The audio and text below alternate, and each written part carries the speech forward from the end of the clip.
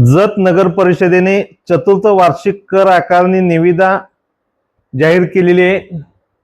त्यामध्ये जत नगर परिषद हद्दीतील मिळकतींना इमारती व खुले भूखंड प्रत्यक्ष मिळकतीवर जाऊन प्रत्येक मिळकतीला विशिष्ट क्रमांक नोंदवणे, मिळकतीवर जाऊन प्रत्येक मिळकतीचे मोजमाप करणे, करण्यात आलेल्या मालमत्तेच्या प्रत्यक्ष सर्वेक्षणाचे संगणकीय अद्ययावतीकरण करून माहिती तयार करणे, कर मूल्यांकन प्रक्रियेकरता आवश्यक नमुन्यात माहिती प्रिंट करून आवश्यक स्टेशनरी व बाइंडिंगसह पुरवणे इत्यादी कामाकरता सहाय्य करणे, नगर परिषदेच्या कर विभागाकरता आवश्यक असलेली संगणित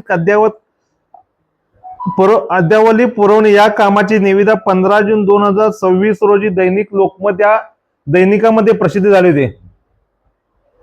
ही बाब आमच्या निदर्शनास आल्यानंतर आम्ही दिनांक 3 जुलै 2026 शुक्रवारी जिल्हाधिकाऱ्यांना याबाबतचे निवेदन देऊन ही निविदा प्रक्रिया तातडीने रद्द करावी, अन्यथा जिल्हाधिकाऱ्यालयासमोर लक्षवेधी आंदोलन करण्याचं लेखी निवेदन आम्ही जिल्हाधिकाऱ्यांना शुक्रवारी 3 जुलै रोजी दिलेलं आहे। दुर्दैव जतकरांचं या ज्या कामासाठी निविदा निघालेले आहे ते कामाची प्रक्रिया मागे 55 लाखाची निविदा प्रक्रिया ही झाली, कन्फर्म झाली होती सन 2022-23 मध्ये।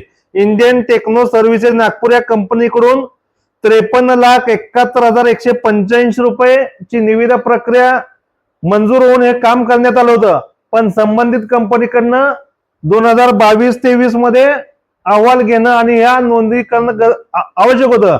तर 53 लाखाची निविदा असताना जवळजवळ 77 लाख म्हणजे वाढीव 20 लाख एक्स्ट्रा वाढीव निधी खर्च करून हे काम करण्यात आलेलं आहे। त्याच पद्धतीनं याच कामासाठी 16-17 मध्ये पैसे खर्च झाले होते, म्हणजे एकाच कामाला सलग प्रत्येक पंचवार्षिक निवडणुकीला खर्च करण्याचा नवा पांडा जतकर मध्ये पडलेला आहे। हा जतकरांच्या करावरती सरळ दिवसात टाकलेला दरोडा आहे आणि आम्ही जत शहरातील जागरूक नागरिक याबाबत आवाज उठवणार।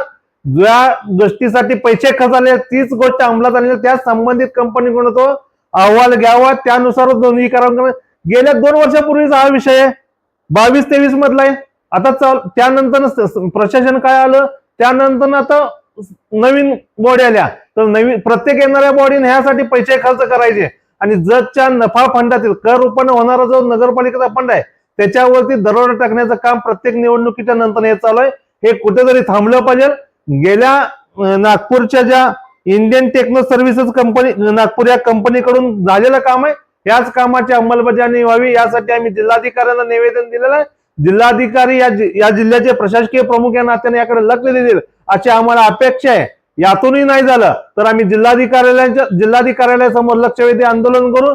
त्यातूनही नाही झालं तर या संदर्भात कोल्हापूर खंडपीठामध्ये जनहित याचिका दाखल करून जतकरांच्या निधीचं संरक्षण करू, एवढंच या निमित्तानं सांगतो।